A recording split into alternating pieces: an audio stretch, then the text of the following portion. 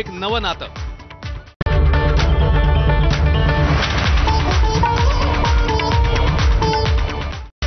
Headlines brought to you by Chitale बंधू.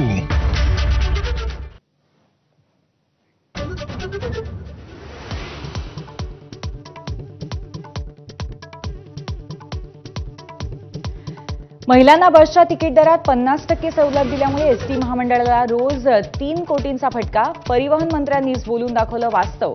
यापुढे एसटीत सवलती देणार नाही अशी ही घोषणा.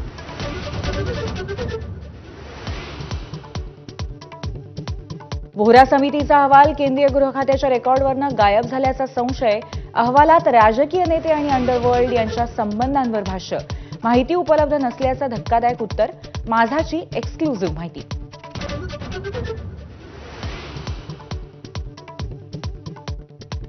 मनोज जरांगेंचा आज मस्साजोग दौरा. देशमुखांच्या कुटुंबियांशी चर्चा करणार.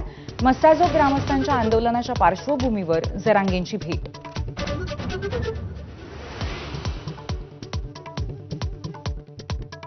अंजली दमानियांनंतर भाजप आमदार सुरेश धसांकडनं धनंजय मुंडेंवर आरोप. अधिकाऱ्यांची मागणी नसताना नॅनो युरिया नॅनो डीएपीच्या खरेदीचा प्रस्ताव. राजीनामा देण्याची मागणी.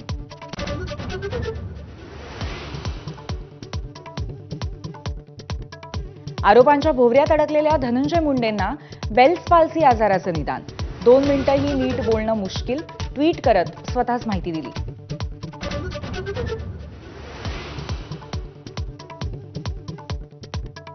आजपासून 98वे मराठी साहित्य संमेलन. पंतप्रधान नरेंद्र मोदींच्या हस्ते साहित्य संमेलनाचं उद्घाटन. देवेंद्र फडणवीस आणि शरद पवारही उपस्थित राहणार.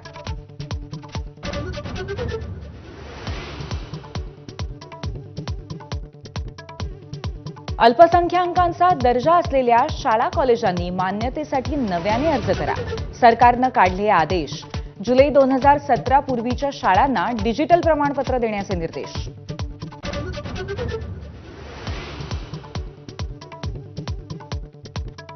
आजपासून 10वीच्या परीक्षेला सुरुवात.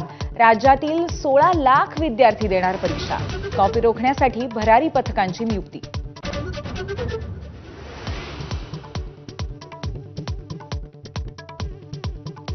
दोनशे किलोमीटरपेक्षा जास्त प्रवासासाठी आता 3 दिवस आधी अनारक्षित तिकीट काढता येणार. गर्दी टाळण्यासाठी यूटीएस ॲपवरती तिकीट काढण्याचं पश्चिम रेल्वेचं आवाहन.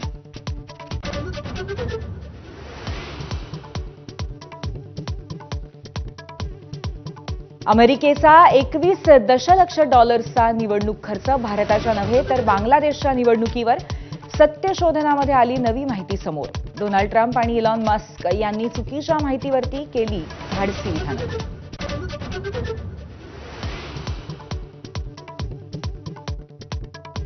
भारतीय वंशाचे आणि डोनाल्ड ट्रम्प यांचे विश्वासू काश पटेल बनले अमेरिकेच्या एफबीआयचे संचालक. सिनेटकडून 51 विरुद्ध 49 मतांनी शिक्कामोर्तब.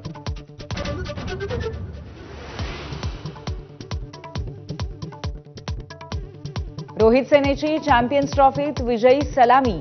बांगलादेशवरती 6 विकेट्सने मात. गिलचं नाबाद शतक आणि शमीच्या 5 विकेट्स.